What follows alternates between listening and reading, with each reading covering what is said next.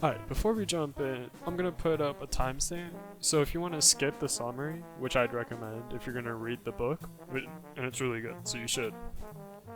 Because reading it and experiencing these surprises firsthand is the greatest.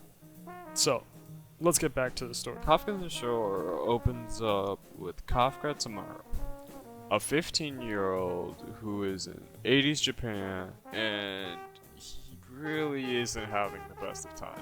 His mom left when he was 4 with his then 10-year-old sister. His dad just decides to not be part of his life, but he still gives Kafka money.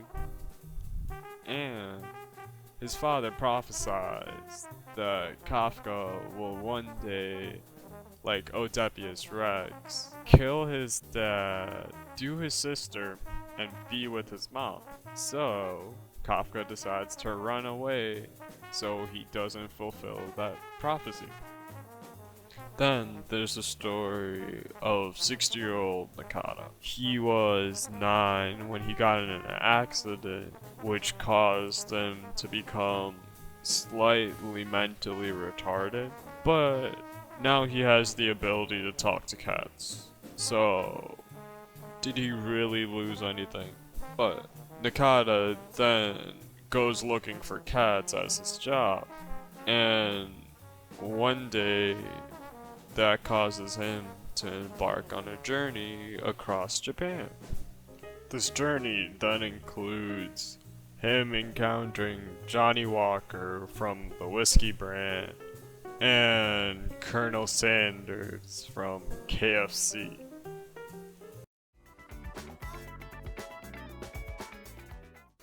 So, Kafka on the Shore, as the name suggests, is very much Kafkaesque.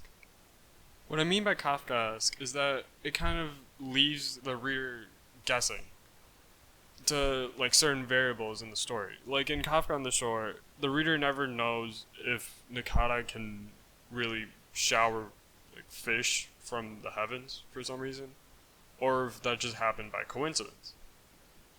And then, as the book continues, you'll see dead bodies having random like animals come out of it, or like worms or creatures no one really knows, and they're just coming after a random rock for some reason. But this randomness kind of unveils the theme of the book, which would be that life is random and you just have to deal with it. On top of that, this randomness kind of just keeps keeping you intrigued. Like you're like, oh my god, that's Colonel Sanders. Wait, where Johnny Walker come into this? Like, what? And then you like flip the page and you'll see the like raining tuna again. I'll just be like, okay, but like, what's happening next? And you just keep reading, and that's what gets you through the book. And then when you look back at it, you're like, oh my god, it's so obvious, and like like the picture of the book, it seems like it's clear to you at the end, but then when you like go back and start to dig through it, you're like, wait, how did this happen? How did this lead to that and that? Wait, what?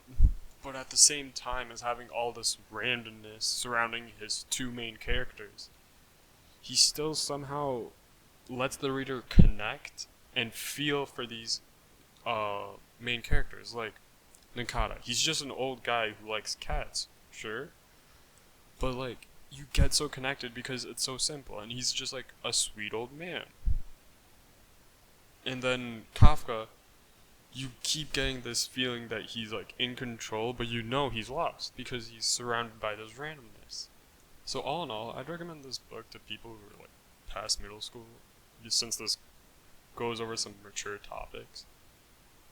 But it's a good book and it's a fun read. Like you get intrigued by the book page after page. Plus you get to connect with the characters, but then at the end you get like a western ending. It's great.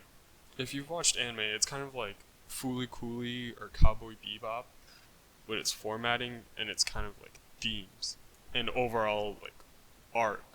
of the characters and overall story.